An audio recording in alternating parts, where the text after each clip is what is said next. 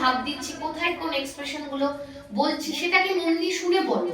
আমি বলছি তোমরা কি করছো, একই রকম ভাবে বলছো। আমি আমি আমি বলার কারণটা কি, মানে আমি বলছি তারপরে তোমরা লাইনটা বলছো, তার মানে কি আমি তোমাদেরকে বোঝাচ্ছি যে এই লাইনে এই ভাবটাই বোঝাতে হবে, প্রাণবন্ত করতে হবে সব কথাগুলোকে পরিষ্কার করে, ঠিক আছে? আর আজকে এটা সবাই আছে, আমরা সবাই মিলে যখন একসঙ্গে করবো তার জন্য এভাবে বলাচ্ছি। ইন্ডিভিজুয়ালিও মাইক্রোফোন দিয়ে দিয়ে আমরা প্র্যাকটিস করব, যেন তোমাদের জড়তা না থাকে, এটা কাটানোর জন্যই এই ব্যবস্থা, ঠিক আছে? করি আমরা, আমি একটা করে লাইন বলবো, তোমরা বলবে। আমরা তো আজকে কি করছি, সুকুমার রায় সৎপাত্র প্র্যাকটিস করছি। শুনতে পেলুম পোস্তা গিয়ে তোমার নাকি মেয়ের বিয়ে গঙ্গারামকে পাত্র পেলে জানতে চাও সে কেমন ছেলে,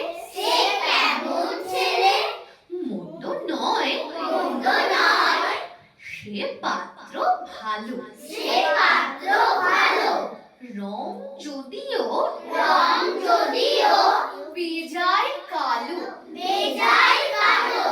তার উপরে মুখের গঠন অনেকটা ঠিক পেঁচার মতন। বিদ্যে বুদ্ধি বলছি মশাই, ধন্যী ছেলের অধ্যবসায়। 19টি বার ম্যাট্রিকে সে ঘায়েল হয়ে থামলো শেষে। বিষয় আশয় গরিব বেজায়, কষ্টে সৃষ্টে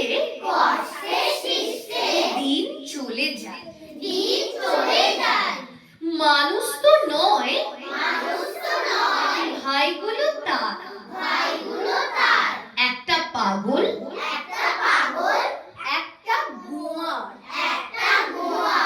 আরেকটি সে তৈরি ছেলে জাল করে নোট